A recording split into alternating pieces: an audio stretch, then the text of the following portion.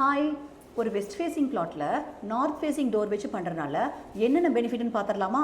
Number 1, car parking சூப்பராக இருக்கும், ரொம்ப ஸ்பேசியஸாக இருக்கும். அதுவும் வாஸ்துப்படி உங்களுக்கு லெஃப்ட் சைடு அமைஞ்சிருக்கும். இது ஒரு பெரிய பெனிஃபிட். அண்ட் மெயின் டோர் வந்து ஸ்ட்ரீட் ஃபேஸிங் இல்லாமல் உங்களுக்கு வந்து சைடில் வந்திருக்கும், அதாவது கார் பார்க்கிங் நோக்கி வந்திருக்கும். அப்போது உங்களுக்கு ப்ரைவசி 100% கிடைக்கும். ஸ்ட்ரீட் ஃபேஸிங்கில் இருக்கப்போ நீங்கள் வந்து அது கர்டைன்ஸு இல்லை இன்னொரு எக்ஸ்ட்ரா டோர் இந்த மாதிரி போட வேண்டியிருக்கும். அந்த ப்ராப்ளம் உங்களுக்கு நார்த் ஃபேஸிங்கில் இருக்காது.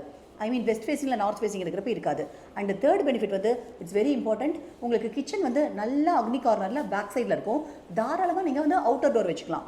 அப்போது மெய்டு இல்லை எதுக்குமே உங்களுக்கு வந்து கார்பேஜ் அந்த மாதிரி விஷயங்கள்லாம் பின்னாடி வழியாக உங்களுக்கு வந்து டோர் பேக்கில் இருக்கிறனால அவுட்டர் டோர் வழியாக அப்படி போய்க்கலாம். எதுக்கு எடுத்தாலும் நீங்கள் ஹால் வழியாக வர வேண்டியதில்லை. அது ஈஸ்ட் ஃபேஸிங்னா நீங்கள் ஹால் வழியாக வர மாதிரி இருக்கும்.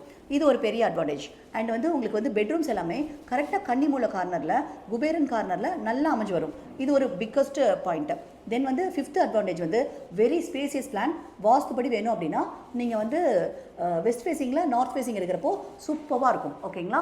இவ்வளோ அட்வான்டேஜஸ் உங்களுக்கு வந்து வெஸ்ட் ஃபேஸிங்கில் நார்த் ஃபேஸிங் டோர் வச்சு பண்ணுறப்ப இருக்குது.